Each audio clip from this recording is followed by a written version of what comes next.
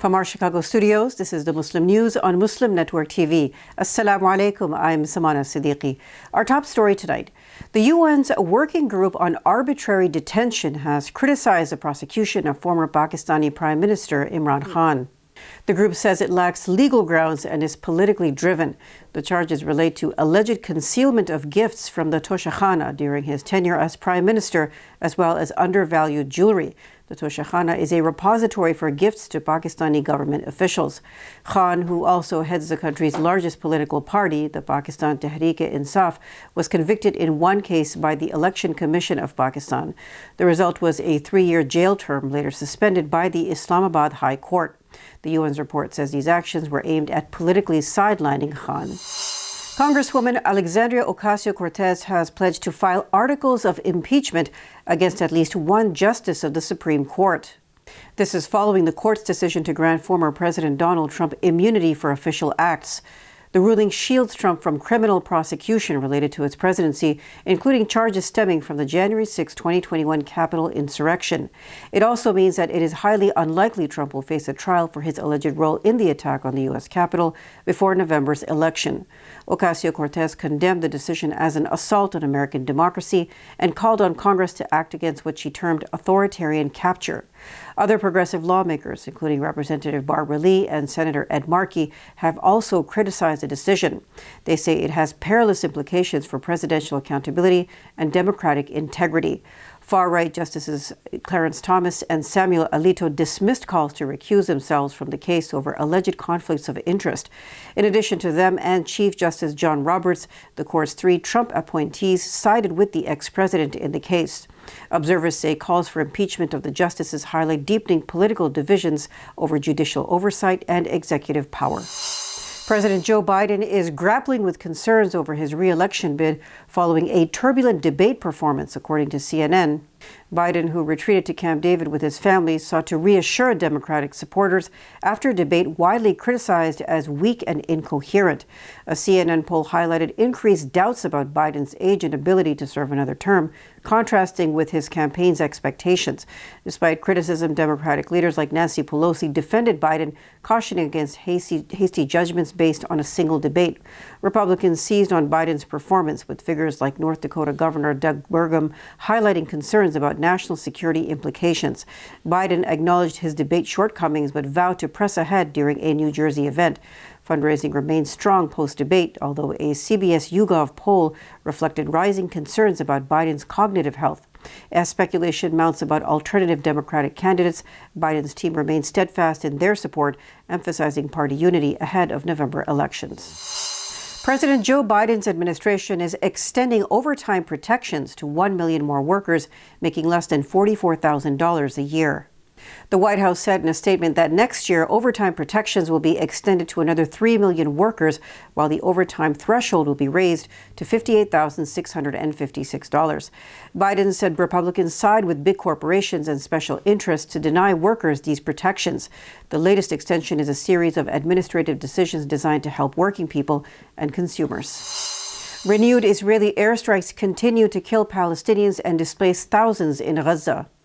Israeli attacks on the Az-Zaytun neighborhood in Gaza City have killed at least 17 Palestinians. Wafa news agency reports that further airstrikes on Khan Yunis and Rafah have killed 8 more people and injured 30. In Gaza City's Shuja'iyya neighborhood, residents face ongoing drone attacks and intense Israeli artillery shelling for the 6th consecutive day. The northern areas of the Nusayrat refugee camp in central Gaza have also been targeted, with airstrikes destroying 2 houses and killing 2 Palestinians, including a child. The situation is dire for hundreds of patients forced to evacuate the European hospital and in displaced persons tent camps in Khan Yunis following an Israeli army evacuation order. This mass evacuation coincided with fierce fighting and tank operations trapping civilians in Rafah and Shuja'iyya. The Palestinian Education Ministry reports that more than 8,000 Palestinian students have been killed in Gaza and 100 in the occupied West Bank since Israel's war began last October.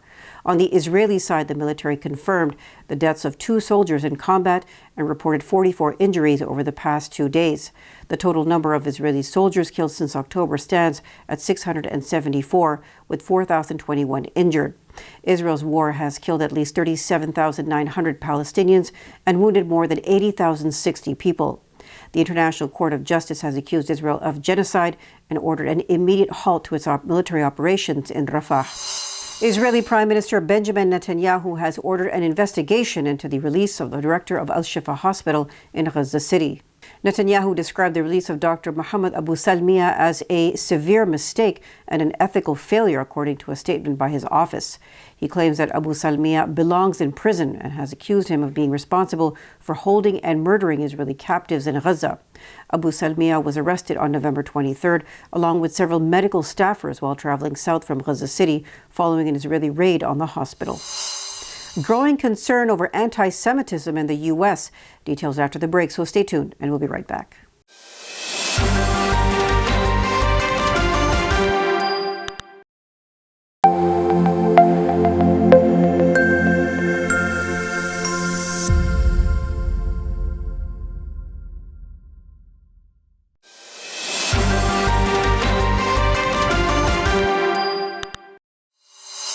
Welcome back.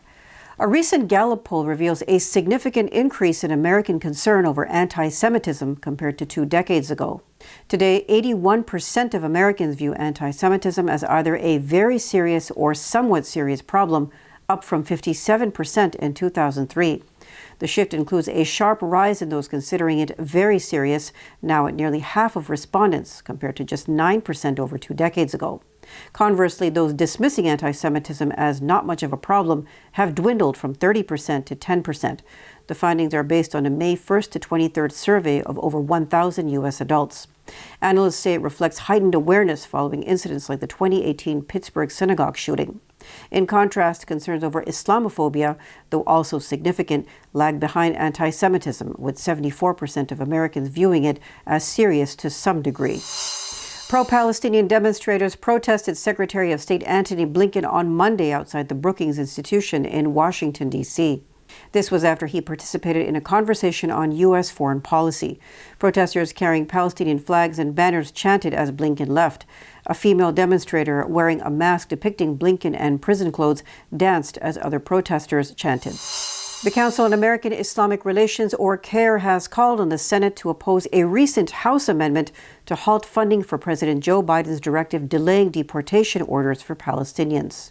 Sponsored by Representative Andy Ogles, the amendment narrowly passed the House with a 204 to 203 vote on June 26. Critics like Representative Lauren Underwood argued that deporting Palestinians would expose them to perilous conditions in war-torn areas, emphasizing the Gaza humanitarian crisis. CAIR's Government Affairs Department Coordinator Shafiq al-Muhsha condemned the amendment, warning it could force Palestinians back into life-threatening circumstances. Biden's earlier executive order aimed to protect about 6,000 Palestinians from immediate deportation, acknowledging the dire humanitarian situation in Gaza.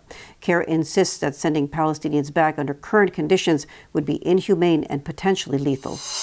As the UK approaches the 2024 general election, a recent YouGov poll highlights voting trends among ethnic minority groups, particularly British Pakistanis. While traditionally leaning toward Labour, recent findings show a noticeable shift. While 53% of ethnic minority voters support Labour, a considerable number of British Pakistanis are turning to the Green Party, citing issues such as the Israeli war on Gaza.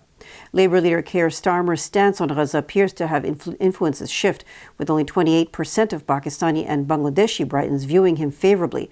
Among those supporting the Green Party, 51% prioritize Gaza as a top issue, surpassing even environmental concerns. This divergence suggests Labour risks losing support from voters deeply concerned about Gaza. In the July 4th election, several British, Pakistani and Kashmiri origin candidates are competing in key constituencies, signaling the community's growing political engagement. A UN expert has expressed grave concern over ongoing reports of widespread torture in Syria, despite a direct order from the International Court of Justice, or ICJ. UN Special Rapporteur on Torture Alice Jill Edwards says Syria has not shown any signs of addressing the issue more than 6 months after the ICJ's directive. The court had instructed Syria to take urgent measures to prevent torture and ensure accountability for such acts. Edwards says torture remains prevalent in Syrian detention centers, severely affecting the physical and psychological well-being of thousands. The ICJ's provisional measures, prompted by allegations from Canada and the Netherlands, are pending full consideration. These allegations include inhumane treatment, unsanitary conditions in detention facilities, and the use of chemical weapons, resulting in deaths and severe suffering. Scientists have discovered gut bacteria that could trigger compulsive eating and obesity. The breakthrough, revealed in a recent study, could lead to new treatments targeting food addiction.